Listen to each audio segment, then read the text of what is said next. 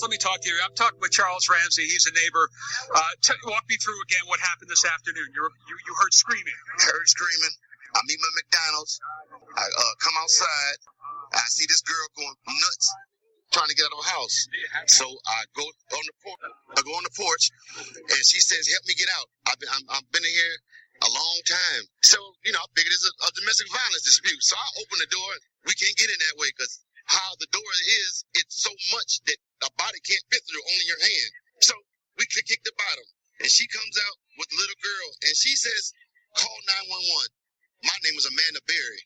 Did you know who that was when she said that? When she told me, it didn't register until I got the call at 911, and I'm like, I'm calling the 911 for Amanda Berry. I thought this girl was dead. You know what I mean? And she got on the phone, and she said, "Yes, this is me." And the Detective Gregory Cook says, "Charles, do you know who you rescued?" I said, and when did you see Gina? About 5 minutes after the police got here. See, the girl Amanda told the police, "I ain't just the only ones. It's some more girls up in that house." So they went up there, 30, 40 deep. And when they came out, was just astonishing because I thought they were going to come up with nothing. I figured, whoever she was, and like I said, my neighbor, you got some big testicles to pull this off, bro. Because we see this dude every day. I mean, every day. How long have you lived here? I've been here a year. Okay. You sure coming, bro? Right. I barbecue with this dude. We eat ribs and whatnot and listen to salsa music. You sure coming, bro? And you had no indication that there was anything. Bro, not a clue that girl was in that house or anybody else was in there against their will. Because how he is he just comes out to his backyard, plays with the dogs, tinker with his cars and motorcycles, goes back in the house. So he's somebody that you look away because he's not doing nothing but the average stuff. You see what I'm saying? Yeah. There's nothing exciting about him. Well, until today. What was your reaction on the girls' faces? I can't imagine to see the sunlight to be around. I knew something was wrong when a little pretty white girl ran into a black man's arms. Something is wrong here. Dead giveaway. Dead giveaway. Charles, thank you very much. Dead giveaway. Thank you very much for your time. Either she homeless or she got problems. That's the only reason why she run to a black man. Charles, thank you for being there, man. Charles Ramsey, neighbor, heard the screaming, took action, went and did what he needed to do. The rest is unfolding before us here on scene. We're going to send it back to you.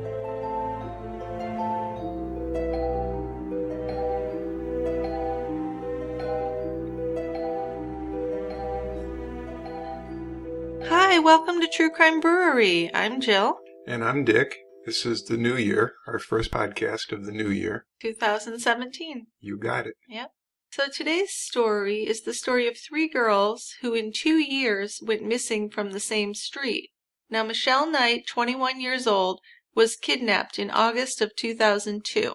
Amanda Berry, almost 17 years old, was kidnapped in April of 2003. And Gina DeJesus, only 14, was kidnapped in April of 2004. Until May 2013, they were held captive in the home of a sadistic man. Now, this is an extraordinary story of sadness and horror, but also of strength and survival. The 3 young victims endured more than I could ever imagine.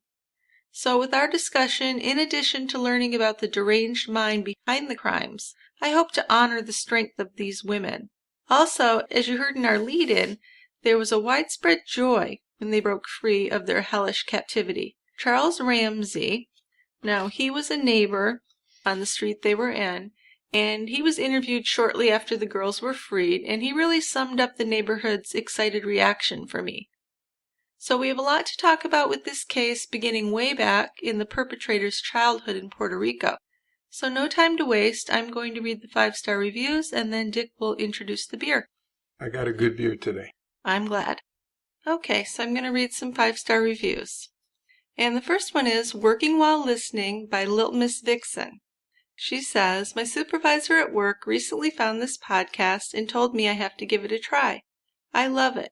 We both are currently binge listening all day at work and have to stop every so often to talk about the cases. Love the interaction between Jill and Dick. They are a breath of fresh air compared to other podcast hosts. I truly appreciate the time and research they put into every case. Keep up the good work. Great review. Just one little thing. I hope they're not doing neurosurgery while they're listening to the podcast. Yeah, hopefully it's something that they can listen and still do their job without killing anyone. Absolutely. Okay, so Little Miss Vixen, Little Miss Vixen and Little Miss Vixen's supervisor, welcome to the brewery. Come on down to the quiet end with us. Now another one is Simply Wonderful by Olivia 0005, and Olivia says this podcast is simply wonderful. Dick's beer reviews are music to my ears, and these two tell the story of a crime like no one else. Thank you, Jill and Dick. Thank you, Olivia, and welcome to the brewery. That's a good review. Thank you. Yeah. And another one is The Future of Driving. I've been listening to True Crime Brewery for about 6 months now, and when I found TCB, I listened to every episode I could as fast as possible. Instantly hooked to the storytelling and playfulness between Jill and Dick. True Crime Brewery has quickly become a routine in my week. I often listen to podcasts while I'm doing things like the dishes. I can relate, I do the same thing. Yes, that sounds familiar. And TCB is always the first I go to, hoping for the new episode. I love it so much that once I got so mad at myself for watching a Dateline episode on TV, only to realize that TCB was covering the exact same case, which meant I wouldn't get to listen to my beloved podcast the same that week. It's about time I really wrote a 5-star review, as well as joined Team Tie Grabber. I had to get that snifter that Dickie is always using. Can hardly wait to get it in the mail. Thank you, Jill and Dick, for making my week every week. I'll see you both at the quiet end of the bar, Madeline. Well, Madeline, that is making our day. Yeah, it was a little lengthy, but it was nice. So, welcome to the brewery, Madeline. And we will definitely save you a seat at the quiet end. Absolutely. Now you can go ahead and tell us about your beer. I have a beer from Ohio. I was trying to find something brewed in Cleveland, but I didn't. This is from Columbus. It's Columbus Bodhi. I think that's the correct pronunciation, Bodhi. It's a double IPA from Columbus Brewing Company. And this is an American double or imperial IPA, which I think I drank last week. So just for those who can't remember from week to week, like me. I don't either, actually. A DIPA is an IPA on steroids, so it tends to be more alcoholic, more hoppy, more in-your-face aggressiveness. This one, Bodhi, is a clear gold color with a small white head that still leaves some patchy lace. Kind of pretty. It has a pine and herbal and citrus aroma. Really great aroma. And the aroma translates well into the taste. So we get some citrus, grapefruit, some herbs, very herbal, and a lot of pine. I don't know if I like a lot of pine in my beer. Oh, it's like you're in a forest. It's great. Yeah. If you like forests, I guess. This is a medium to full-bodied beer. The alcohol is there, but not too noticeable. So I highly recommend it. Okay.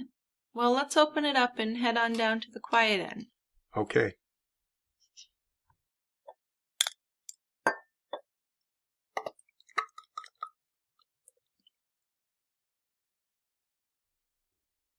Okay, Dickie, are you ready to head on down to that quiet end of the bar?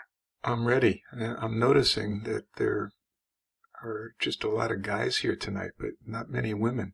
Is there football on or something tonight? No. Season's over. Playoffs start next weekend. I bet I know why. Because The Bachelor. The Bachelor's starting tonight. And? Well, I think a lot of women like to watch The Bachelor. Oh my God. It's my guilty pleasure. So we get to watch 25 or so women degrade themselves, all in the hopes of getting some idiot loser to propose to them. Well, the men do it to propose to a woman, so I think it goes both ways. And it's fun to watch. Yeah, sort of like a train wreck is fun to watch. Yeah, or a car accident. Yeah. Yeah, I enjoy it. And it's Nick that's the Bachelor. And he's been a 2-time loser on The Bachelor. Nick's the guy that's been shot down twice already. Yeah. If I recall. That's right. I've done extensive research on Nick. I know you spend a lot of time thinking about The Bachelor. I do.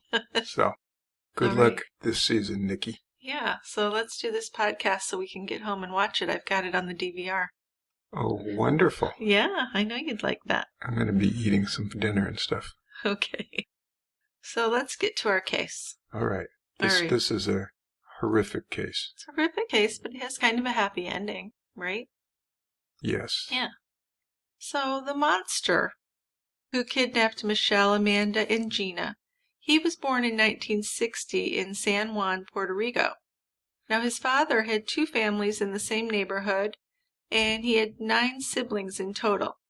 When his parents divorced, Castro moved to the U.S., and he lived with his mother and 3 of his siblings.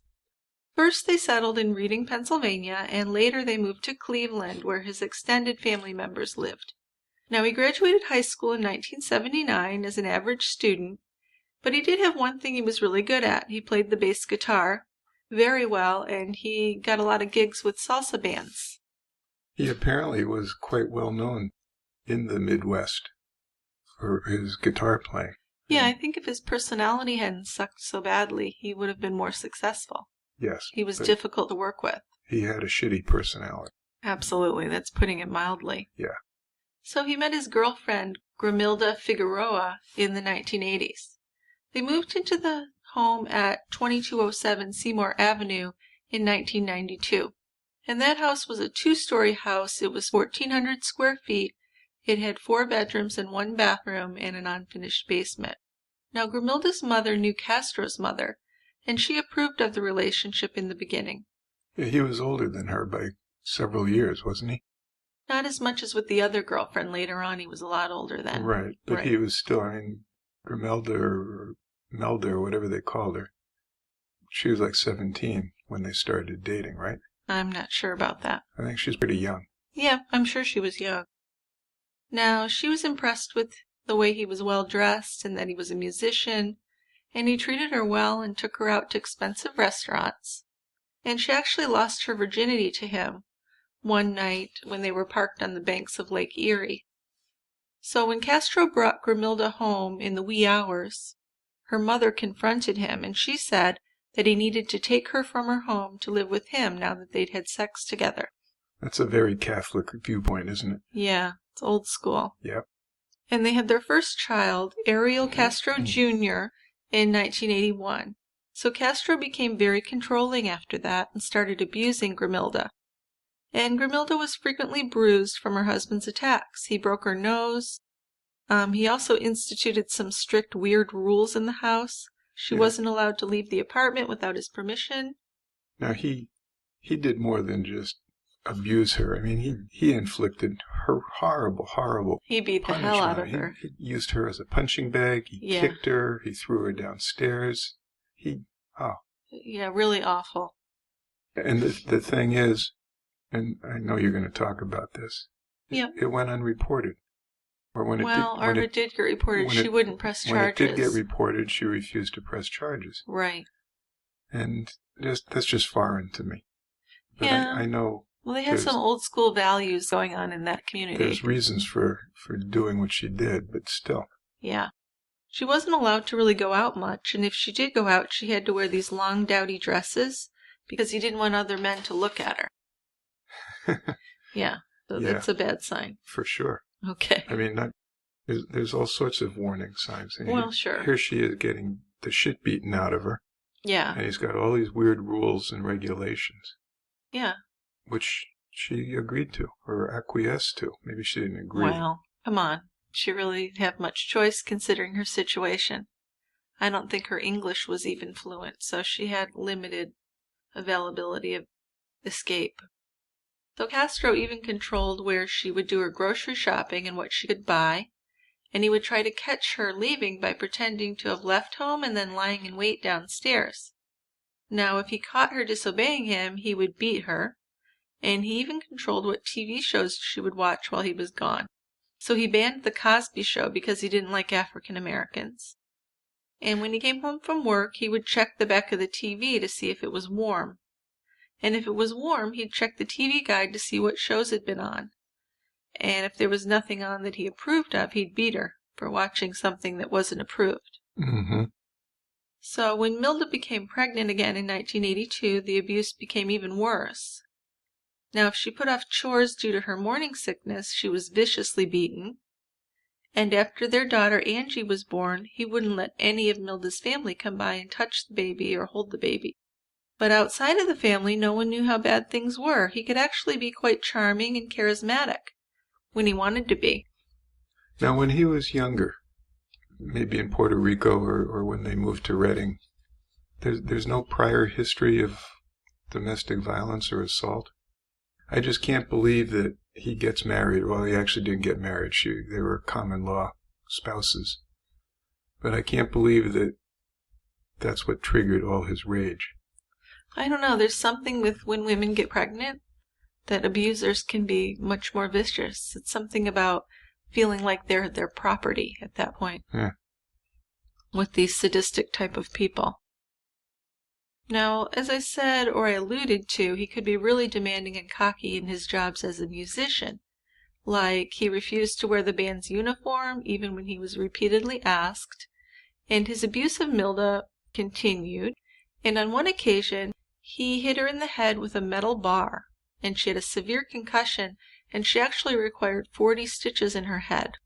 So, of course, the hospital staff knew what was going on, but Milda refused to press charges. And when Milda was 9 months pregnant with their third child, Emily, he hit Milda over the head with a barbell. Can you imagine? No. I mean, this is really brutal.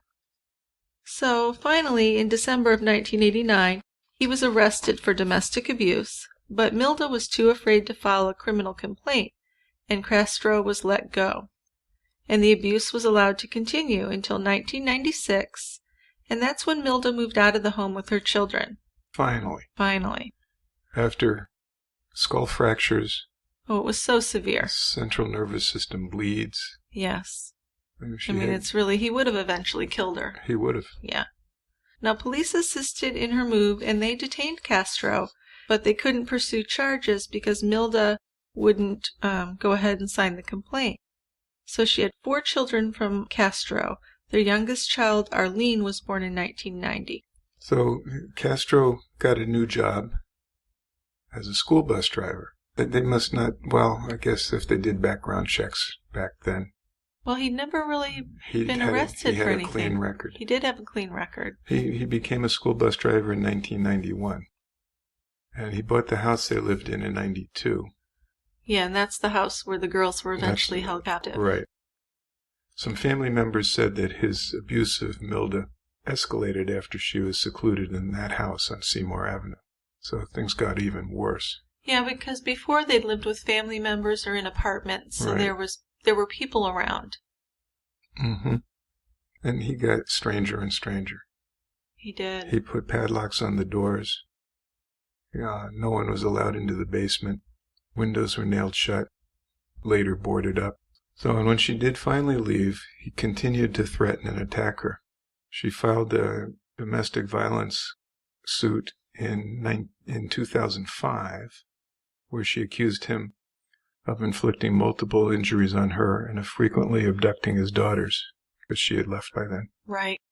She was able to get a restraining order, but it was dismissed after only a few months. Yeah, I'm not sure how that happened. Well, she didn't continue it. Right. She has to go down to the courthouse and ask for it to be continued. Right. So she had dropped it. She eventually did start dating and remarried, and it sounded like she married a nice guy. It seemed like it, yeah. Husband seemed kind to her and to her children. However, when Castro's daughters were in their teens, Castro convinced them to accuse their new stepfather of sexually abusing them. Yeah, this was a big thing in the book that I read about how he had bought the girls' cell phones and things and gotten them to testify that they'd been touched by their stepfather. So, yeah, it certainly seems like it was coerced and that he really didn't do that. Oh, it sure does. Because Castro seemed really happy when the stepfather got into some trouble. That was his whole purpose of doing it. Yeah. He did say he would get him back. And he did. Yeah. So in the year 2000, Castro was set up on a blind date with this much younger woman named Lillian. And she went to watch him play gigs with his salsa band, and they began spending some nights together. You know what's interesting? Yeah? Just as I'm sitting here and thinking, Lillian's the same name as his mother. Yes, yeah. So you think there's some Freudian I do think so, because he put her on a pedestal and never beat her. Yeah. Weird. And he was dating her while he had the girls, or some of the girls, Yeah, in later his on. house. Yeah, later on he was. That's just weird. Yeah. Anyway, I digress. So she went to watch him play some gigs with the salsa band, and they began spending some nights together. His house was so filthy, though, according to Lillian, that she couldn't stand to stay there. She tried cleaning it, but it was just always a mess. So she had Castro come to her house whenever they would spend time together. And Lillian's family, though, they thought that Castro was a great man who treated her very well. They went to church together on Sunday mornings. And like I said, he put her on a pedestal, and they had kind of a normal, respectful sex life, according to Lillian. He was never violent or weird. Yeah, that's strange, considering what he was doing to his captives. Right, but she was the one. She was the one. And I guess who wouldn't think he was okay? I mean, here's a guy who clearly idolizes their daughter.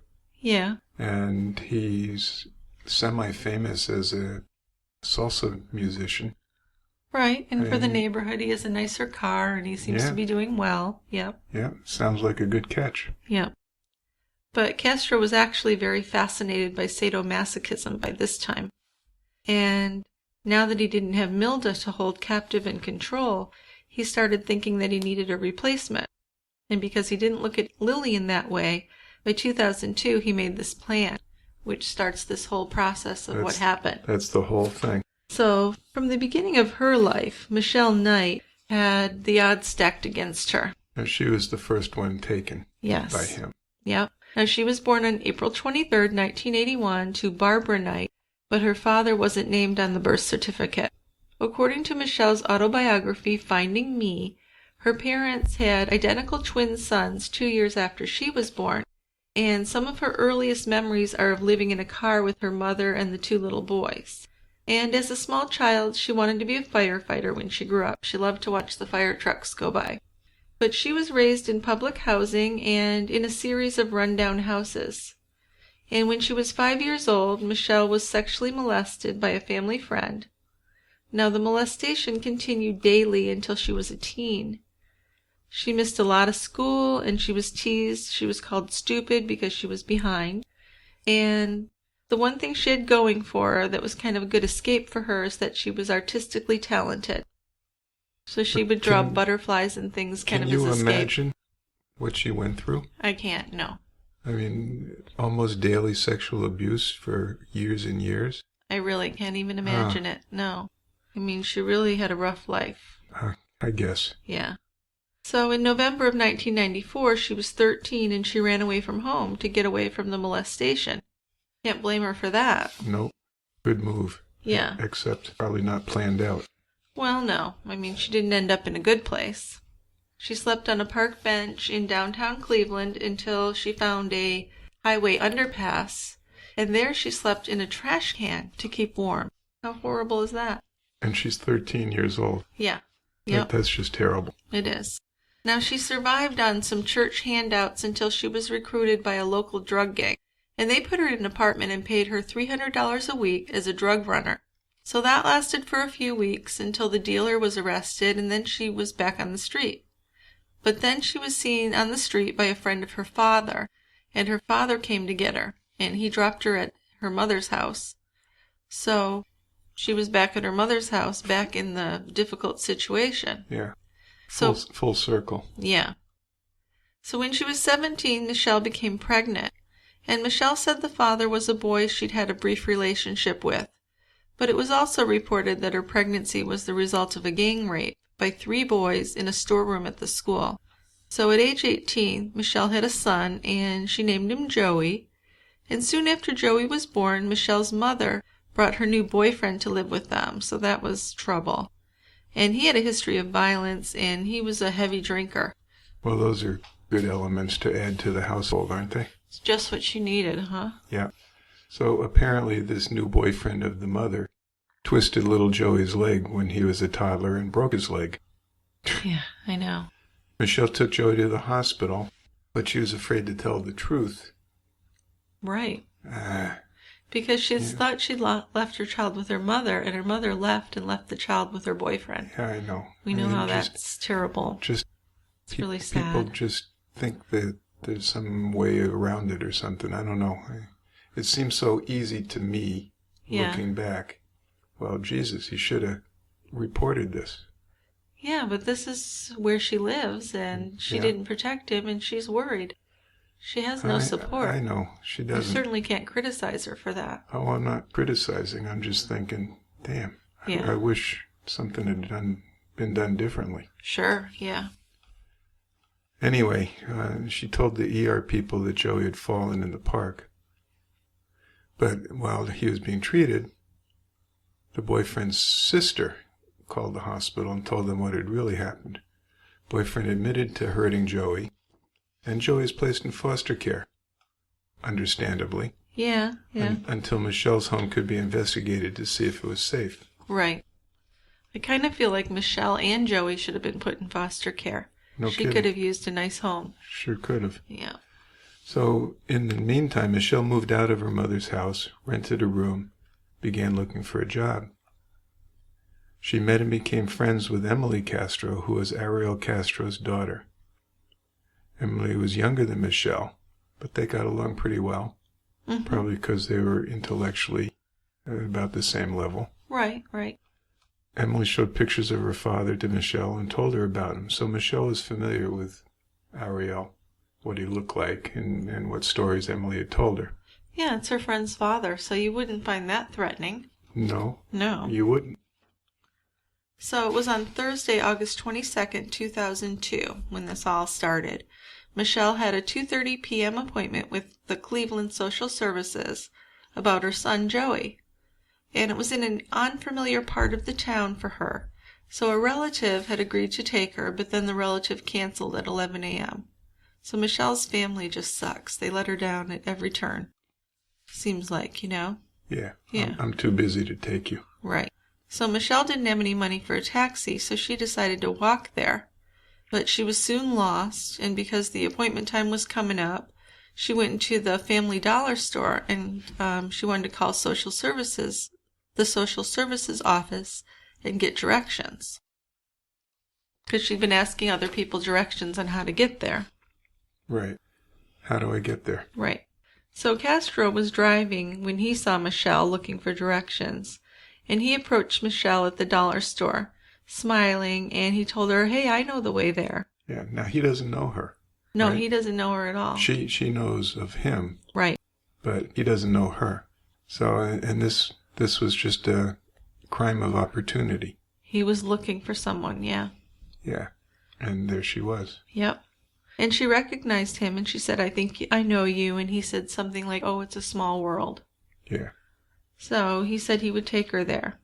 So he led her to his car, and when she got inside, the first sign of trouble was that she noticed there were no handles on the inside of the door. So those had been removed. How do I get out? Yeah. Well, you wouldn't be able to, would you? Nope. But then there was this small sign on the window that said "Puppies for Sale." Well, that's a good catch. Yeah, we've heard that before, haven't we? Mm-hmm. Candy and puppies. Right. So she's making conversation with him, and she tells Castro about her fight to get custody of Joey back. And she ended up saying that Joey loved puppies. So Castro said he had to swing by his house to check up on the puppies on the way. But he reassured her that it was on the way and he'd get her to her appointment on time. So then it's 3 p.m. when they arrive at Castro's house, and Michelle said she'd wait in the car outside.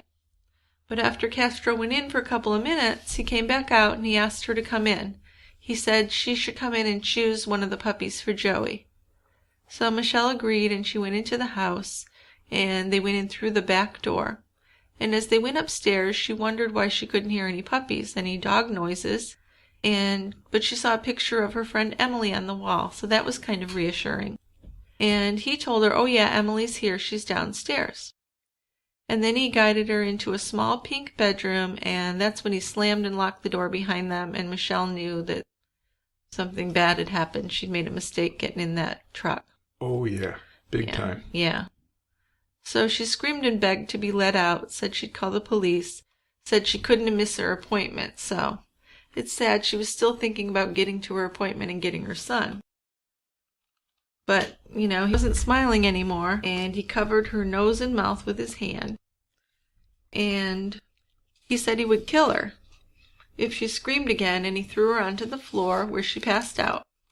So when Michelle came to on the floor, Castro was standing over her looking menacing.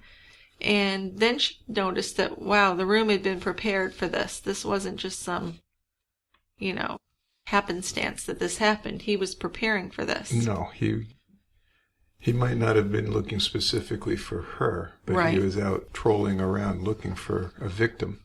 Yeah, he'd actually set up 2 metal poles on either side of the room, and with a taut cable strung between them a few feet above the floor. So the windows were actually boarded up as well. And he went out and got a stool and 2 big orange electrical cords. He promised her he wasn't going to hurt her and that she'd be freed soon. So he sat down on the stool and he binded her ankles, her wrists, and her neck with the cords. So her arms were behind her back, her feet were numb because they were so tightly bound. And then, I hate to even say this, but he masturbated over her. He told Michelle he really wanted to be friends with her and that he was lonely, and he got kind of emotional talking to her. Really bizarre. He's what people would call a sick fuck. Yeah, it's a good diagnosis. Yeah.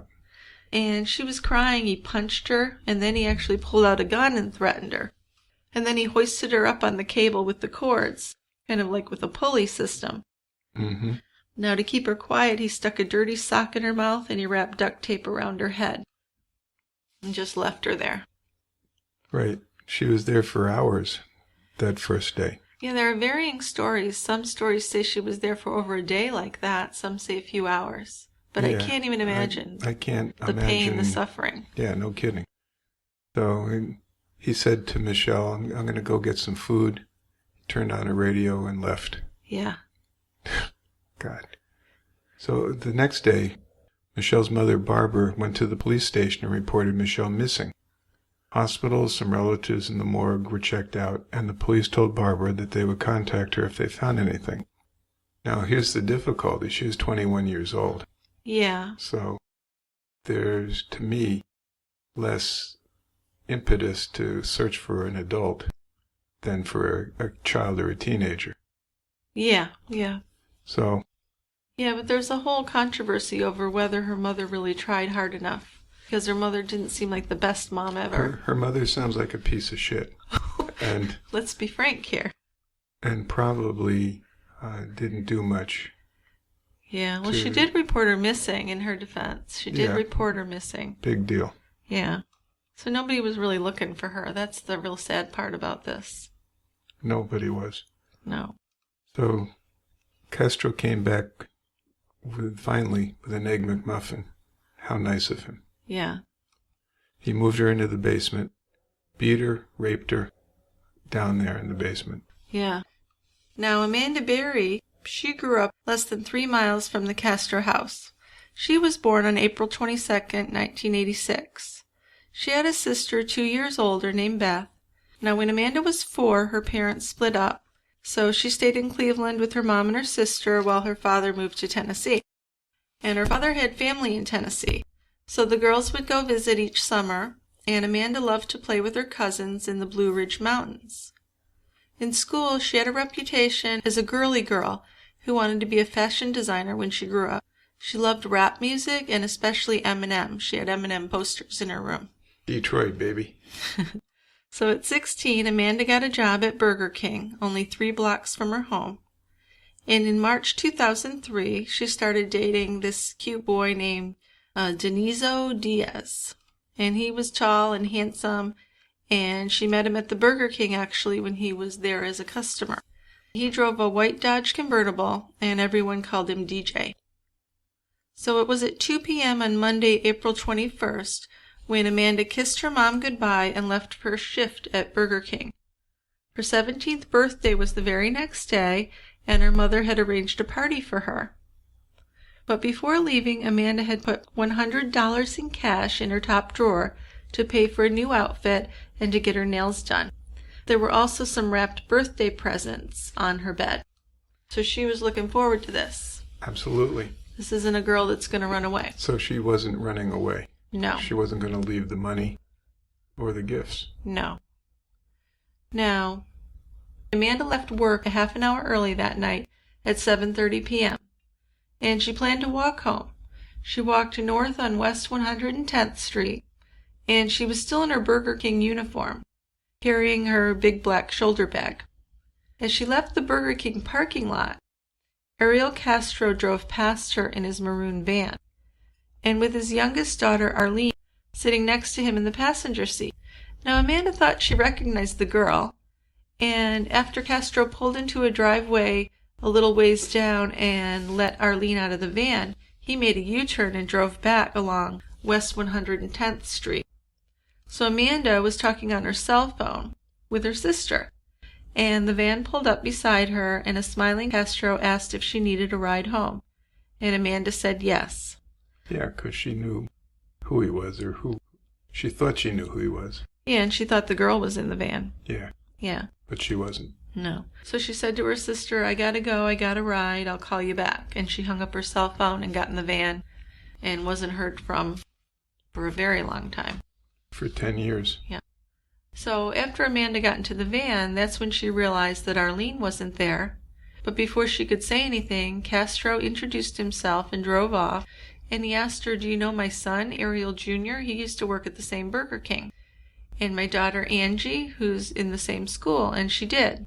So then she noticed that he'd driven past her house, and she asked Castro where they were going. And he said, I'm taking you to see Angie at the house. So I don't know why she went along with that, but maybe she was just trying to be polite and get herself out of that situation. I mean, at this point, she's kind of in a bad situation. She is, and I think she's trying to mitigate the circumstances by kind of agreeing. I mean, he says, right. Yeah, we're going to go to my house and you'll see your friend, my daughter. Yeah, and she's probably hoping to God that's true. Yeah. But when they arrived at the house, he invited her in to see his daughter, and he took her in the back door, and he said Angie might be in the bathroom, so he took Amanda upstairs. And they passed a closed door that had a hole in it, and Amanda saw a woman in the room, who we now know was Michelle. She asked Castro, who's that? And he said it was his roommate. So then he led Amanda into the bedroom and pushed her against the wall. She screamed, and Castro pushed her down, and he raped her right there. And after he raped her, he put duct tape over her mouth, her wrists, and her ankles. Then he put a motorcycle helmet over her head. And he took her down to the basement. Yeah. It just gets worse. He wrapped a large chain around her waist to a large center support pole. And then he went upstairs and locked the door. So she's stuck in this basement. Yep. In the dark, chained to a pole. Can't imagine it. She's been raped. Yeah. So Amanda didn't arrive home from work. Her mother knew something was wrong because her birthday was coming up and she was looking forward to it. Right. Amanda was always a very punctual kid, wouldn't go anywhere in a Burger King outfit or without her phone charger. And she put the money in her dresser because she was excited about her birthday party. Yeah, so it wouldn't make any sense that she would not come home. No. So Luana, Amanda's mom, and Beth, Amanda's sister, phoned all of Amanda's friends that evening. At 12:30 Tuesday, the day after, or just the day after, shortly after. Yeah. Luana went to the police department to report Amanda was missing. Printed up flyers about her disappearance, and the police interviewed her family and friends. And in the investigation, the detectives interviewed her boyfriend, Amanda's boyfriend, DJ. She was supposed to call him the night she went missing, but she never did. He'd driven all night looking for her. However, he's the prime suspect, right? You always pick on the spouse or the husband or the boyfriend. Yeah. So, he's the prime suspect. Yep. Now, Castro had Amanda's cell phone, and he actually listened to the worried, pleading messages left by her family. So every day, he listened to their increasingly worried calls, and he even had erased some messages to make room for more to listen to. It's mind-boggling. Now, Amanda attempted to escape 2 days after her abduction, but Castro caught her and raped and beat her. And on Monday, April 28th, 1 week after her abduction, Cleveland's 10 p.m. news led off with Amanda's story. And her mother told her story and asked, crying and upset, for her to be returned. So Castro actually watched this newscast. And a few minutes later, he called Luana from Amanda's cell phone. So he said to her, "I have your daughter," and he told her she's healthy and okay. But when Luana asked to speak to Amanda, he hung up. And 2 minutes later, he called back, though. And he said Mandy was going to be his wife, that she wanted to be with him, and then he hung up again. So after calling Amanda's cell phone and leaving more messages, Luana called the FBI lead investigator, and the agent said, well, this might just be a hoax, and Amanda just might be in on it. Well, that doesn't sound real believable to me. No, but they don't know her. And I wonder why he made those calls. Weird. Very weird. Now, of course, I think it's because of his personality disorder. Yeah. Well, all this happened, and this was before they could really track cell phones like they can today. So they really weren't able to do that. They couldn't pinpoint it. Right. So Michelle was watching the news from the room where she was chained, and she saw Amanda's story on the news. Now, she knew that Castro had done what he told her he was going to do. He said he was going to kidnap a blonde girl. And he wanted Michelle to know that there was another girl in the house. But it was actually several weeks before Michelle met Amanda. Castro brought Amanda to Michelle's room, and Amanda was wearing some boys' pajamas. And although Castro introduced Amanda as his brother's girlfriend, Michelle recognized her, of course. Sure. And Michelle said that she was embarrassed to be seen because she was in this filthy room filled with trash and rotten food. And, of course, there was a strong smell of urine because she wasn't allowed to use the bathroom. Yeah. But she said, she was a little bit uplifted because Amanda smiled at her. It's just incomprehensible. Yeah. The amount of abuse that Michelle in particular suffered. Yeah, she did seem to get the worst of it, although all three of the girls had horrible abuse. They all did, but I think Michelle bore the brunt. Yes. Now, that October, Castro broke off his 3.5-year relationship with his girlfriend Lillian. So he was now actively planning to abduct a third girl. Now, with his full-time job, his weekend music gigs, and the kidnapped girls, he felt like he didn't have time for a traditional romantic relationship. Jesus. Yeah. Help me. Yeah. So one day after work, Lillian found this letter from Castro on her kitchen table, and it said that he loved her, but not enough to have a long-term relationship with her. And she was actually heartbroken. She thought he was a good guy that she was missing out on. And I'd be saying, wow, good riddance. Yeah. Do you want to talk now a little bit about the psychiatric evaluation they did on him? If you want. Sure, I think now's a good time. I mean, when he was arrested after Amanda escaped and the other girls were found, and he was charged with I don't know how many counts of rape and injury and stuff. It was just 700 counts or something. I think it was over 900. But at that point, who's counting? Who's counting? Yeah. So he has to have a psychiatric evaluation. To see if he's competent to stand trial? To see if he's competent to stand trial. Okay. So the psychiatric evaluation basically said there was no psychiatric diagnosis. Okay. But what else did it say about him? Not much. No? Like he was normal? Basically. That's weird. And that he was competent to stand trial. Okay. So my thinking is that this court psychiatric clinic was just to determine whether or not he was competent to stand trial. And they weren't going to delve too deeply into any other things. Okay. Psychiatric-wise. But there's been a lot of conjecture by psychiatrists and physicians.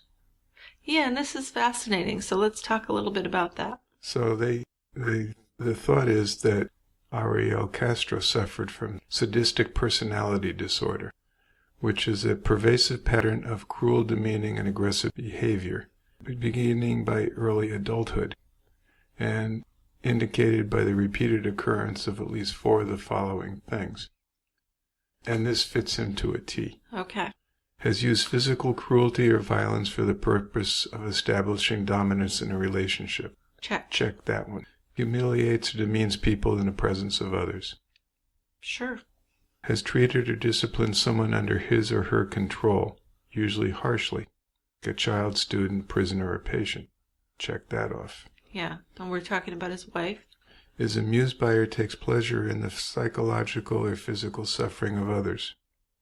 That seemed true. He did seem amused by some of the things he did. He did. Has lied for the purpose of harming or inflicting pain on others. Obviously. Gets other people to do what he or she wants by frightening them. Okay. So, yeah. Yeah. His first wife didn't report him. Yeah. Restricts the autonomy of people with whom he has a close relationship. Bingo. Right. So he wouldn't let his wife leave the house. He wouldn't let her watch certain shows on TV. And finally, is fascinated by violence, weapons, martial arts, injury, or torture. So I think he's at least 5 out of the 6. Mm-hmm. Or maybe 6 for 6, but he's right up there. Sure. So I would say, I mean, on the one hand, there's no psychiatric diagnosis in terms of whether he's competent or not to stand trial. He is competent. Right. But he fits the sadistic personality disorder. Well, yeah. What to did you a call T. him? What did you call him earlier? Sick fuck. I think that's a good diagnosis. Yeah. Yeah. It cuts to the core. What about, do you think his childhood had any influence? Well, I don't know. I don't either. I mean, he claims to have been sexually abused as a young child. Yeah, but we don't have any proof of that. We don't. No. And I know his father wasn't the greatest role model, but I don't see any reports that he had problems in Puerto Rico or in Pennsylvania or even early enough in Cleveland when he was there. So something was going on. Yeah. Something was festering. Yeah. And his brothers didn't do anything like this. No. So it's weird. Yeah. Very. But Okay. that's the psychiatric perspective on Ariel Castro. Yeah.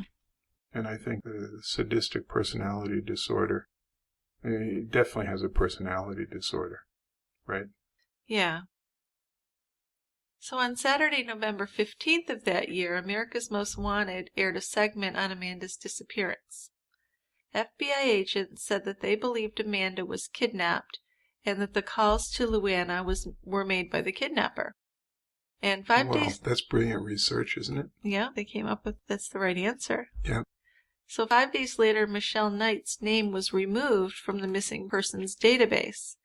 And they said they did that. It had been 15 months, I guess, since Michelle had gone missing. But they couldn't reach Barbara Knight to confirm that Michelle was still missing. Yes, So, see, this is the mother of the year anyway. yeah, she fell. Yeah, she sucked. She sucked again, didn't she? So, Felix de Jesus had gone to school with Ariel Castro, and they were old friends. And his 14-year-old daughter, Gina de Jesus, was also best friends with Arlene Castro, one of Castro's daughters. Uh-oh. I'm sensing where this is going. And they were both in the 7th grade together. So at 2:30 p.m. on April 2nd, 2004, Arlene and Gina left school together, and they were walking toward West 110th Street and Lorraine Avenue. Now they planned to go to Gina's house and play, but Arlene needed to get permission from her mom, and that's Castro's ex-wife. Right. So they found a payphone, and Gina gave Arlene 50 cents to call her mother. And Arlene's mother said that Arlene couldn't go to Gina's because she'd been grounded. So Gina said it was okay, and she'd walk home, because she had given part of her bus money to Arlene, so she couldn't take the bus anymore. And at that same time, Castro arrived at the girls' school, and he was looking to pick up Arlene. So he started driving around looking for her, and after he drove past the girls, he made a U-turn. And when he made the U-turn, he saw that Arlene was walking west on Lorraine Avenue by herself, so the girls had separated. And Gina was walking east on Lorraine Avenue. So Castro, thinking this was a golden opportunity to get his third girl, he pulled up beside Gina. And he asked if she knew where Arlene was, and Gina said that Arlene was walking home. But Castro got Gina into his car by asking her to help him find Arlene.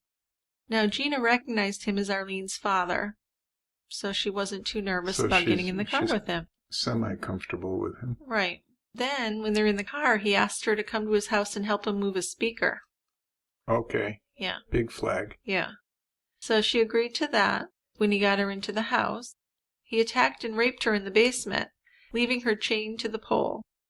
And Michelle and Amanda heard Gina's cries and screams as she was abused and raped in the basement. Now, when Gina didn't arrive home that day, her mother looked for her around the neighborhood, and at 5 p.m. she reported Gina missing with the police, and she gave them a picture of Gina. So Gina's only 14. She's a kid. Right. Yeah. And I'm noticing that he's getting younger and younger. Well, and the thing is, he claims not to know that she was that young or that she was his friend's daughter, but That's bullshit. we can't believe that, right? No. No, because he saw her with his daughter. Yeah. He knows how old his daughter is. So, and it looks like he's going for younger and younger girls. It does, yeah. Well, Ariel Castro was the last person to see Gina, so she was obviously interviewed by the police. And flyers were handed out and posted to help find Gina. Now, a flyer was actually posted on Castro's property, so that's creepy. Yeah. That's eerie, huh? And he said, I don't know where those girls are. Yeah. As a friend of Felix de Jesus, Castro offered his sympathy, and he offered to help Gina's parents to find their daughter. God. Now, in the weeks following Gina's abduction, he did grow very paranoid, and that's when he wrote this confession. In the confession, he claimed that he planned to let the girls go, and this was found in the house only after the 3 girls had been recovered 9 years later. He also claimed not to know that Gina was 14, and he also claimed to have been diagnosed with a cyst in his brain that may have been responsible for this behavior. So the girls' captivity was very miserable and torturous, of course. They were locked in dark rooms, they were raped, they were regularly abused. And they also lived in fear of being killed, because Castro kept a gun on him and he threatened them repeatedly. So they were lucky to get 1 meal a day, they lost a lot of weight, and they only got to shower infrequently. And they also weren't allowed to use the bathroom.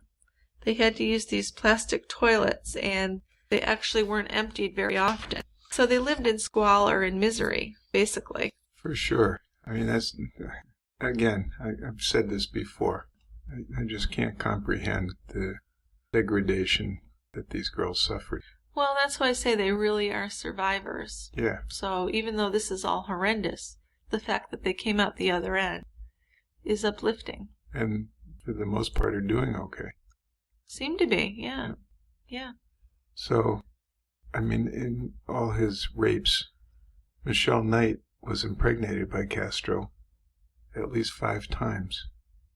And he had induced miscarriages each time by beating her, kicking her abdomen, hitting her with dumbbells, slamming her into walls, throwing her down. Dumbbells. Not dumbbells, dumbbells. Well, okay. Yeah. Dumbbells. Yeah. Throwing her downstairs, I mean, holy cow. Yeah. She also at one point had a pet dog while she was held captive. But Yeah. he killed the dog by snapping its neck. Right in because front he was of her. trying to protect Michelle right in front of her. Isn't that horrible? So, and she was definitely the point girl for being abused. The other 2 didn't have as much of a time with his abuse as she did. Well, I guess not, but they had an awful time. I mean, there was still a huge yeah. amount of abuse, right? No question. He might have been the hardest on her, but Michelle they certainly all suffered. Michelle was the point guard for that. Right. So, and then Amanda Berry got pregnant by Castro, but he didn't try to induce the abortion in her. Right. Because she was the favored one. So she gave birth in December 2006 in an inflatable swimming pool. Castro ordered Michelle to assist with the birth, threatening to kill her if the baby didn't survive.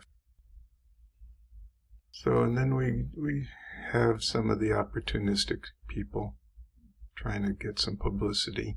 Right. So in 2004, Luana, Amanda's mother, went on the Montel Williams show to meet with a psychic. Oh, That's always helpful, right? that's awful. I mean, to me, that's just people taking advantage of vulnerable people in a bad spot. At this point, Amanda had been missing for 1.5 years. The psychic told Luana that Amanda was dead and in water. "She's not alive, honey," the psychic told her. "You will see her in heaven on the other side." Well, according to her friends and family, the psychic's claims really broke her heart. Wow. And why'd the psychic say that? To me, the psychic's just going with the most probable thing. Well, she's probably dead, so I'll just say she's dead. Yeah. I mean, that's how they work. Right, obviously. They play the probabilities and say, okay, the likelihood is this kid's dead, so that's what I'm going to say. Yeah, I'm thinking of someone with the letter B. Do you have a husband named Brian or an uncle named Bob? Oh, well, I have a grandfather. Yeah, well, that fits. Let's named use Bill. that one. Oh, well, that's it. Yeah. Yeah, it's bullshit. Isn't it? Yeah. But people believe that shit. Well, I think people are in a very vulnerable state of mind usually when they go to this. I agree. They want to believe. Right. They want to have something to hook onto. And I just feel like there's a special place in hell for people who take advantage of that. I agree. Yeah. So, Luana just kind of lost hope right after that of finding Amanda. And she took down a lot of the flyers. She threw away some of Amanda's stuff. But then, she did kind of get herself back and continue her search. But she was really depressed. It hurt her a lot. She ended up dying from heart failure in 2006. So she was fairly young. Well, yeah, I would imagine. Yeah. In her 40s, I would guess. Yeah. Yeah. But they said she was just a nervous wreck, chain smoking, not taking care of herself. So that's pretty sad. Well, yeah. I mean, you've lost a child. You have no idea what's happened to them. And then you get this asshole psychic who says, oh, she's dead. Right. Now, a year after Gina's abduction, the FBI released a sketch and a description of a male suspect, and he was described as Latino, 25 to 35 years old, 5 foot 10 inches, and 165 to 185 pounds, with a goatee and maybe a little thin beard. But this description and sketch was pretty close to Castro's appearance, because he was 5'7", 179 pounds, and he did have a goatee. Sounds right, but there's probably 500 other people that match that description. Yeah. Now, he kept his victims at his mercy by making them believe that their survival depended on him. He told them that he'd taken other women, some that he'd killed and some that he'd released, and for punishments he withheld food or water. He actually began to rape the girls in front of one another. He'd put them in the cold basement in winter, so they'd be freezing, and he'd put them in the stifling hot attic in the summer. So the disappearances of Gina and Amanda received a lot of media attention over the years. And up until 2012, family and supporters held vigils and regular searches for the two young women. Now, Castro was actually identified by Gina's family in video footage of 2 of the vigils. Castro also participated in a search party, and he tried to have a close relationship with Gina's family, offering his support. That's pretty brazen, don't you think? Yeah. I wonder if he actually got a kick out of that, this sicko. It's almost like he's taunting them. Like he feels like he's getting away with something. Mm-hmm. It's gross. So while a journalism student in 2004, Ariel Castro Jr., who has since changed his name to Anthony, interviewed Gina de Jesus' mother for an article about the 2 disappearances, police kept their investigations open. They offered a $25,000 reward for information as well. But because Castro considered Amanda as his wife, he was happy when she was pregnant, and during her pregnancy he kept her away from Michelle and Gina most of the time. Toward the end of Amanda's pregnancy, Michelle said that she actually became pregnant around that time for the 4th time. But Castro starved her and beat her and hit her abdomen until she aborted that pregnancy as well. So after losing 4 pregnancies, Michelle was really happy to see Amanda's daughter born. And all 3 of the girls felt a little bit of hope with having that new life in the house. The weird thing was that Castro seemed to really love the daughter that was born to Amanda. But in the beginning, he wouldn't buy baby supplies because for the first few months he thought that someone might become suspicious if he went and bought diapers and stuff. To clothe the baby, Amanda cut holes in Castro's socks for her arms and legs, and Amanda kept the baby girl with her in her room upstairs. So this is just all really unimaginable to me. Isn't it? Yeah. I just can't believe how you could live that way. Well, I read the book The Room and we went and saw that movie, which I think was more based on the J.C. Duggard case, but it's kind of the same thing. Like, how do you have a baby and raise a baby in this kind of situation? Now, Amanda kept the baby girl with her in her room, and she named her Jocelyn. And by the time Jocelyn was 4 years old, Castro was frequently taking her out to the park. He took her to his mother's house and to some of his music gigs, telling people that she was his girlfriend's daughter from a previous relationship. Right. Now, Jocelyn never had any medical or dental treatment, and Amanda tried to homeschool her the best she could in the dark and filthy house. Yeah, just like that movie, The Room. Yeah, right? Yeah, it is similar. So they had a rule in the house, or Ariel had a rule in the house, because he ruled the house. He had many rules. No one could use their real names. So Michelle and the others were only allowed to call Jocelyn Pretty, but they couldn't say her name. Yeah. So on the 8th anniversary of Amanda's disappearance, the local news broadcast a vigil outside the Burger King where she used to work. Castro made sure that Amanda watched the news on a small TV. Gina's disappearance was mentioned as well. It turns out the two families had become close and were working together to keep their daughter's cases in the public eye. But no one was looking for Michelle. That's so sad. Yeah. It is. Well, part of that's because she's an adult. Part of that is because she has an even shittier household. I think it's more the shitty household because a lot of grown women go missing and get plenty of attention. Yeah. Castro tormented Michelle. She was like his personal punching bag. Yeah. Tortured her emotionally as well as physically, telling her that no one cared for her or cared where she was. In the book she wrote after she was freed, she wrote that she thought Castro was harder on her because he hated her because he couldn't break her. She does seem like a tough broad. I give her a lot of credit. She's a tough chick. No wonder, no matter what she did to her, no matter what he did to her, she continued to stand up to him. She did, yeah. And she kept getting the shit beaten out of her. She gave him some back talk, yeah. Yeah. But she kept doing it. And I think that maybe her tough life beforehand, in some kind of sad way, prepared her for this kind of thing. She was used to being mistreated. Maybe not to that extent, but... Well, maybe not.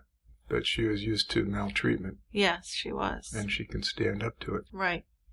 So in November 2011, Elsie Sintrim was walking down Seymour Avenue at night when she saw a little girl looking out of an attic window at Castro's house. Now, when she got home, she told her brother, and he knew that Castro was a bachelor and lived alone. So Elsie was really shaken up by the way the girl was looking at her outside the window. So the brother went over to the house to check it out. And he saw that there was plywood on the window and bags all over the sides, so he really couldn't see into the house. So they decided to call the police, and they told them about this mysterious little girl at the house. But the police showed up a half an hour later. And they pounded on the door for a few minutes, and there was no answer. And then after they shined their flashlights in the driveway, they just drove away and left. So Elsie felt that the police really hadn't taken her call seriously. And there is a part in Michelle's book where she talks about knowing that the police were coming and looking, and then they left. So she was up there and knew that they were there, and they left without. So who was looking out the window? Jocelyn. Amanda's daughter. Yeah, that's what they think. Now, that wasn't the only thing, though. A few weeks later, a neighbor saw a naked girl wearing a dog collar in Castro's backyard. Wow. Yeah. That would raise some suspicion, huh? Well, I'm thinking because it's a bad neighborhood, that's part of the problem. In middle America, in a nice neighborhood, maybe the police would have paid a little more attention to these calls. Well, maybe. But I would think that a naked woman with a dog collar would get noticed any place. Right. Well, she was walking around naked, which seemed weird and a little bit creepy. And they claimed that they called the police, but no one ever came to check on the situation. Then sometime after that, some residents at a retirement home on Scranton Street, which overlooked the back of Seymour Avenue, saw 3 naked girls in Castro's backyard, and the girls had dog collars and chains on them, and they actually saw them being abused. And the residents called the Cleveland police, and they waited for them, but the police never showed up. And the next day, Castro erected an 8-foot fence with chicken wire, and he wrapped it in blue tarp to cover his backyard so people couldn't see in as well. So about a year later, September 2012, Castro's had parked his school bus in the emergency lane outside the school, and he left it there for several hours. So this was his 5th infraction as a bus driver. He'd really done a lot of weird things, and I can't believe he was still a bus driver. Yeah. They keep giving him chance after chance after chance. Right. Well, it's a union job, and I think that's part of it. They couldn't just fire him. Because prior to that, he'd left a small child alone in the bus as he went to lunch. Actually told the kid, "Lay there, bitch, I'm going out." Now, to me, that's grounds for firing right there. Well, of course. I don't know why he wasn't fired. And he also made this illegal, dangerous U-turn once outside the school with a bus full of children. And he'd also threatened a parent at least one time. So he's the bus driver of the year. Yeah, right. So he lost his job finally as a bus driver. You know, that was good for the kids at the school, but not so good for the women at his home, because he was depressed and more abusive. And he was home more often. So the women really had little reprieve from his physical and emotional attacks at that point. Yeah. He's unemployed. He's got all his free time. Yeah. What better thing to do than to fuck with his women? Right. But he did love Jocelyn. He began taking Jocelyn out more often.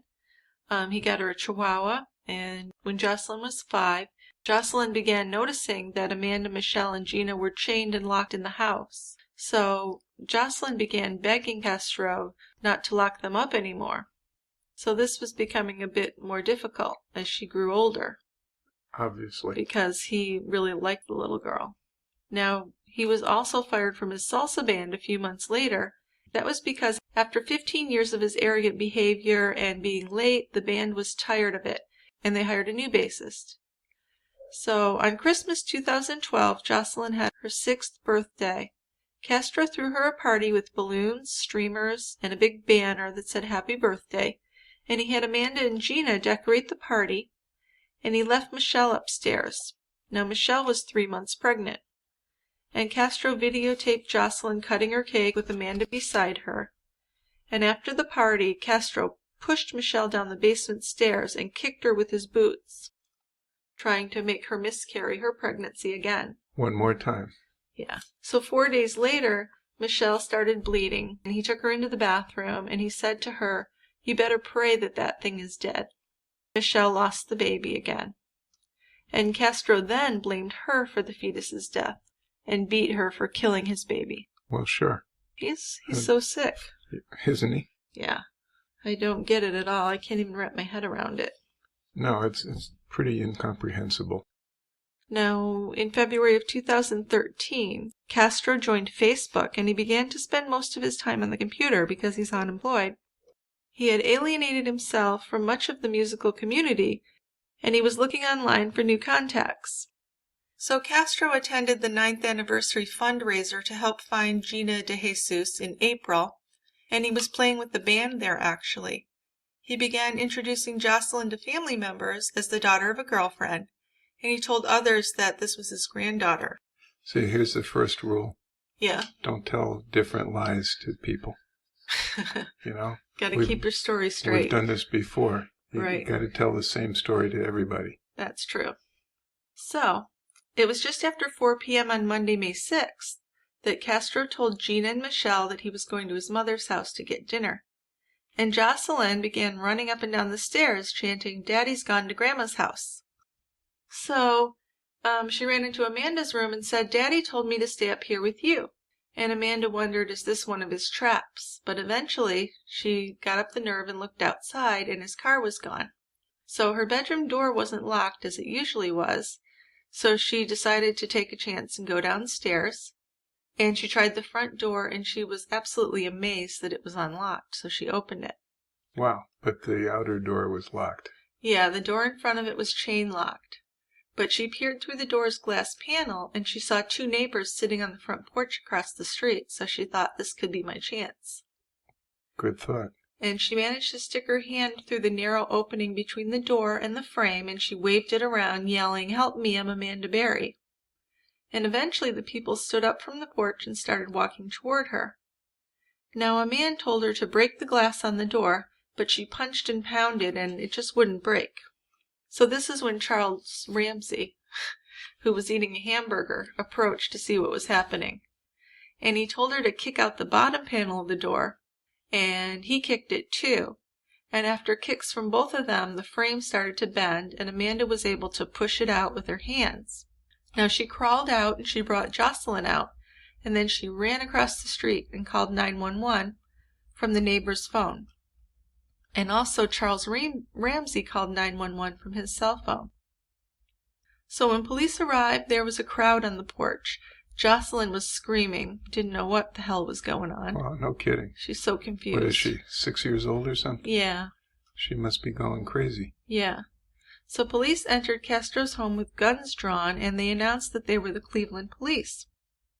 And after peeking out from a slightly open bedroom door, Michelle finally entered the hallway, and she leapt into the officer's arms. And Gina ended up coming out from another room where she was hiding. And Michelle and Gina walked out of the dark house with the police, and they were all taken to the hospital. So they had escaped. Rescued. Yeah. Pretty amazing. Isn't it? Yeah.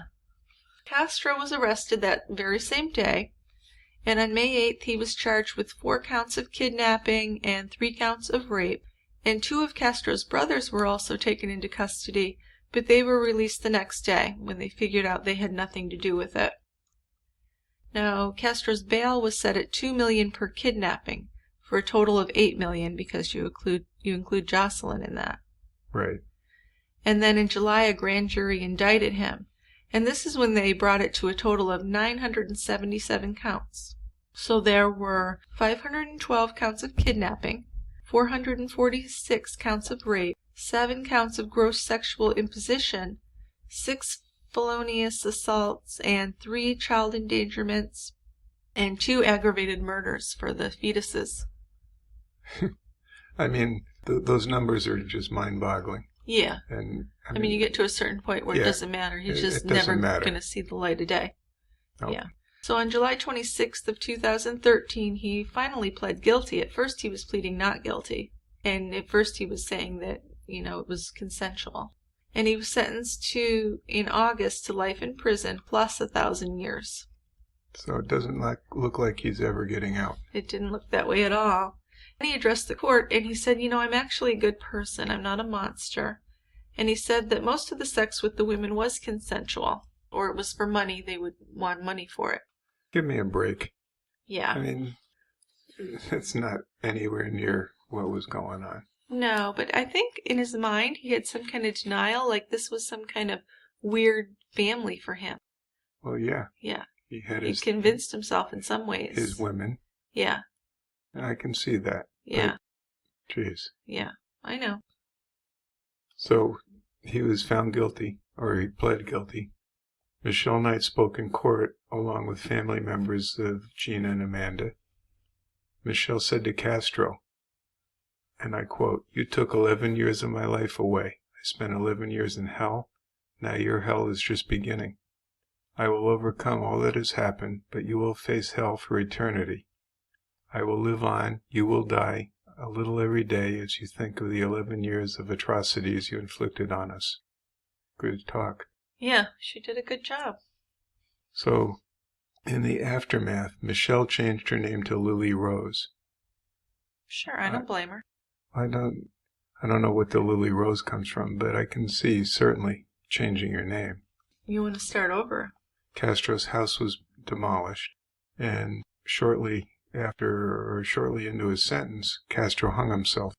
September 3rd, 2013, he hung himself with a bed sheet in his cell, and prison staff performed CPR on him, and he was taken to the Ohio State University Medical Center in Columbus. He was pronounced dead there shortly thereafter. So the cause of death was found to be suicide by hanging. Yeah, but there was something about Erotic asphyxiation. There you go. Got it. Yeah, on October 10th, the Ohio Department of Rehab and Correction released a report, and that suggested that Castro may have died accidentally from autoerotic Asphyxiation. asphyxiation. There, I got it that time. But they rejected that possibility, ultimately, because actually he'd lined up pictures of his children. It was definitely the setting of taking his own life. It sounded like he was trying to kill himself. This was like a shrine of his family, and there was a Bible, and yada, yada, yada. You know, what I was hearing about when he was in prison or jail, he was complaining a lot, like, oh, I can't believe that, they're not giving me good food, or it's cold in the cell, I don't have clean clothes. Really just kind of ironic that he's going to complain about these small inconveniences. After all the atrocities he visited on those girls. Yeah, clearly he doesn't give them the same thought that he gives himself. No. So he just couldn't believe that he had to suffer through that. Weird. Very. Yeah.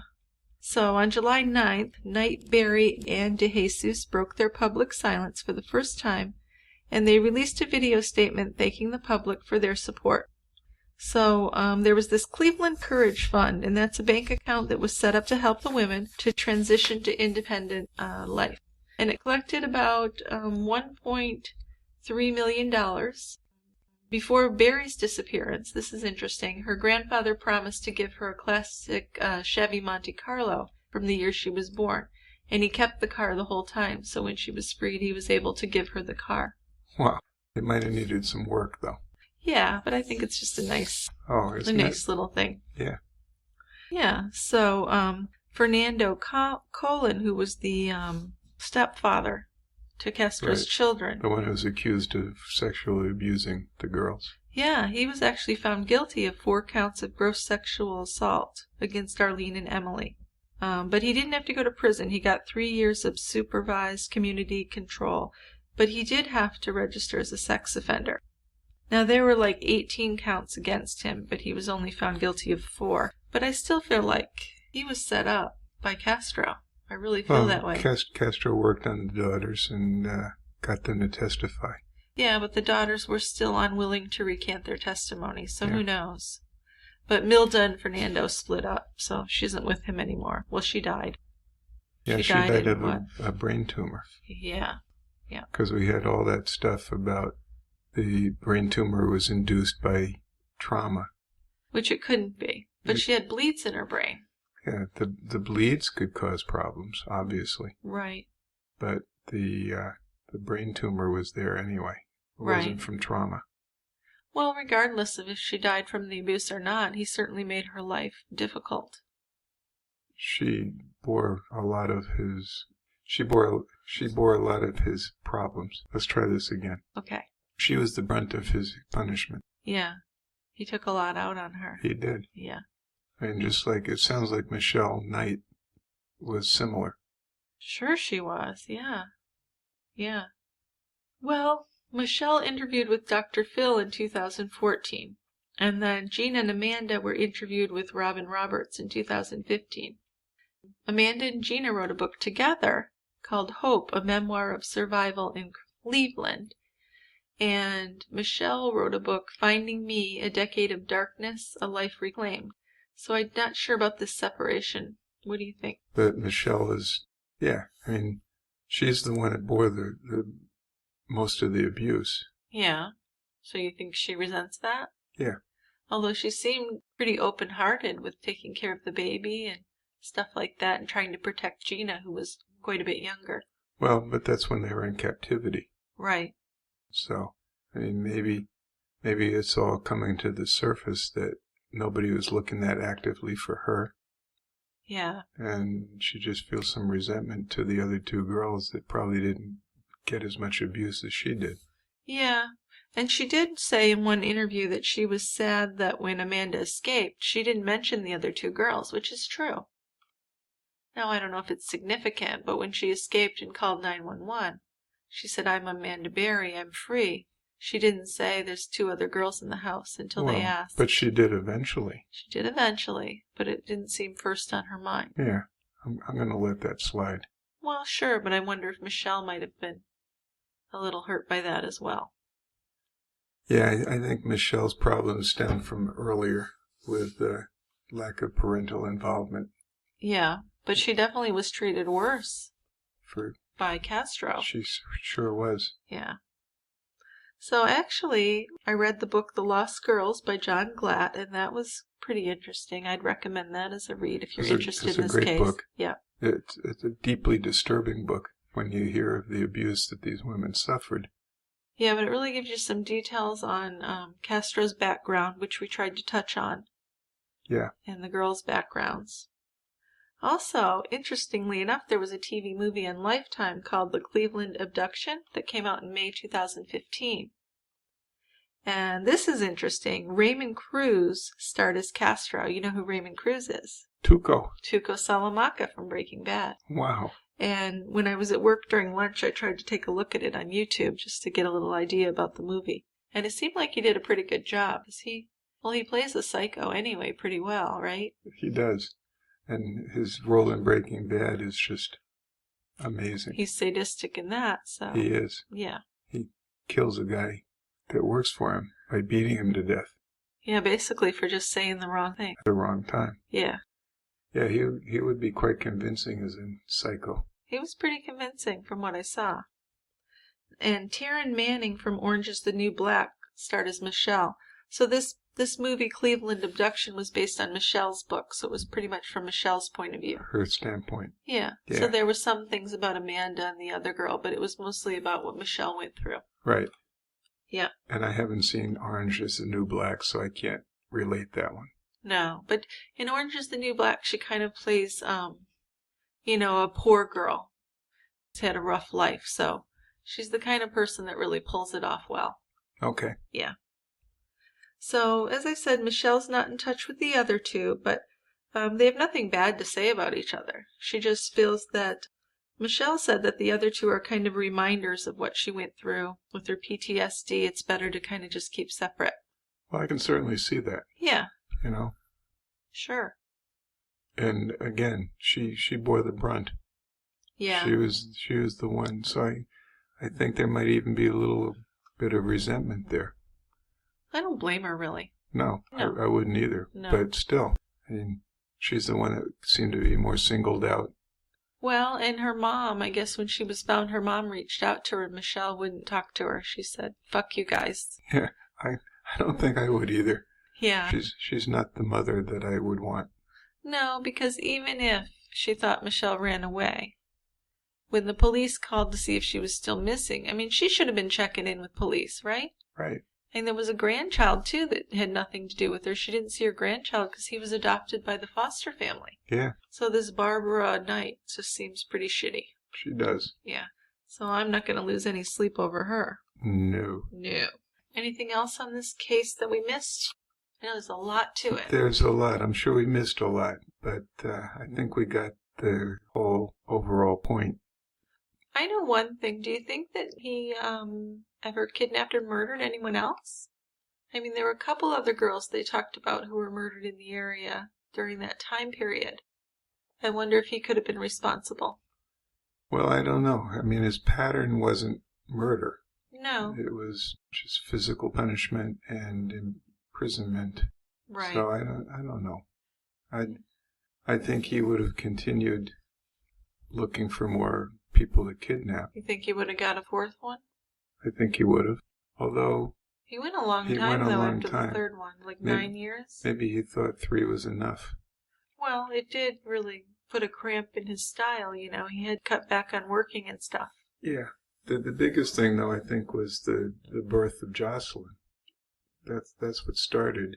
I think that put a little conflict in his mind, yeah. Because he did seem to have a thing about caring about her. Yeah. Because he kind of seemed to put Amanda on a pedestal because she was blonde. Yeah, but he wanted a blonde. Yeah, that's what I'm saying. And he wanted her to have the baby. Yeah. But he didn't want anyone else to have the baby. Well, did he ever impregnate the Jesus kid?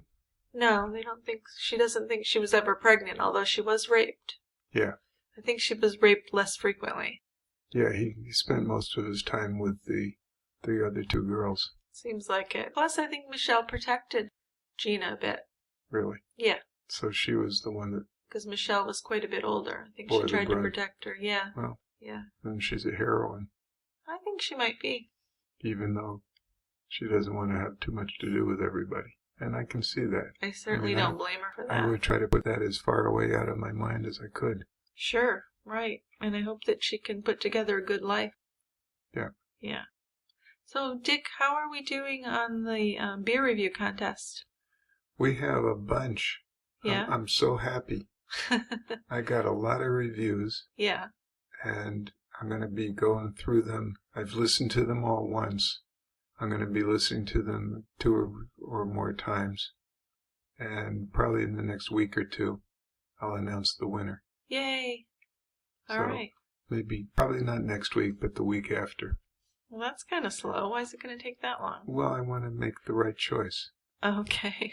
I want to... So you're going to listen to all of them again? I'm going to definitely listen to all of them again. Okay. And maybe a third time for some of them. Okay. I'm probably going to listen to them and winnow them down and take some more and listen to them another time. But yeah, within the next couple of weeks. So by the middle of the month, we'll have a winner. Okay. And we'll announce it. Yep, and then we'll send out the winnings. And we'll play the winning review. Well, yeah, absolutely. Okay. Okay. And the project I've been working on was putting together our brewery store, which I've kind of gotten underway. I want a t-shirt. Yeah. How do I do that? I'll show you when we're done. Okay. But why don't you tell our fans how to do it? Our listeners. Our listeners. Well, on our website, I've added a page called Shop the Brewery. The coaster, the sticker, the snifter, and t-shirts available for purchase. So if anyone wants to buy any of these items, they're available now. I'm just getting it all perfected, but it's working now. I got to tell you, I love the t-shirts. Yeah, and I would want one of those. Okay. If you weren't already going to give me one. Well, I never said that. Well, I'm implying that. Okay.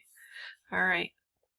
Yeah, so go to Shop the Brewery on TieGrabber and see if there's some brewery stuff you'd like to buy. Yeah, and there's going to be more stuff added. Yeah, there is. And also, if you go to the Team TieGrabber page, you'll see that one thing we're adding in this new year is we're going to add some premium episodes for Team TieGrabber members only. So hopefully I'll have those out by February. And these are episodes that only Team TieGrabber members will be able to listen to. Well, I'm going to join. Oh, you wait. should, yeah. I'm already on. Did you join? Well, yeah. Oh, okay. I didn't know if you joined. I'm giving you $1,000 a month. What are you talking about? Well, that doesn't count. Oh, okay. That's just expenses for running the podcast. So you haven't paid me for, getting a snifter or anything. No, that's true. No, you might need to sign up. I know my parents signed up, and they're giving me $5 a month, so that's pretty cool. Well, I'll get my family to do that. Okay. All right, so make sure to listen to True Crime Brewery on Stitcher, on Google Play, on iTunes, or on iHeartRadio. We're still working on getting to 5 stars on our iTunes rating. We're at 4.5, but I swear we're right on the verge of 5. We are. We've gotten lots of 5 stars. You got to send some more 5-star reviews. I'm thinking 10 more, and we'll have it. Okay. So if there's 10 of you out there that haven't done it... Then we got to keep it up, though. Yeah. Well, we got to keep it. We got to maintain it. That's the easy part, right? Right. Because we're so good. Right. So if you haven't done a 5-star review, please go ahead and do that. I know it's a little bit of work, but it's well worth it, and it makes us really happy. And we'll read it on one of our episodes and welcome you to the brewery. That's right. You'll be famous. Yeah. Well, mildly famous. Okay. Yeah. Slightly. In a small group. Select group. Yes, which is even more important, to be selectly famous. That's right. That's more important than being widely famous with any old shithead. No. I mean, anybody can do that. Right. This is a select few really cool people. Who want to be known as Team TieGrabber people. Yeah, or buy a t-shirt and then you're walking around and everybody knows that you've been to the quiet end. That's right. Right? Okay. That's something we could do. What? We could have some big contest down the road. And the winner gets an all-expense paid trip to the quiet end. Yeah. To hang out with us. That'd be cool. Wouldn't it? Yeah. Well, we'll work on Think that. about that. Yeah, I like that idea. Okay. So that means we'd actually fly them to the bar? That's right. Wow. Well, we'll have to stop being in the hole first. Yeah, we will. This Okay. is probably way in the future. Right. But I think it's a reasonable thing to achieve. All right. That's awesome. Okay. All right. Well, thank you for listening. We'll talk to you next time at the brewery. Next time. All Thanks, right. guys Bye-bye. and girls.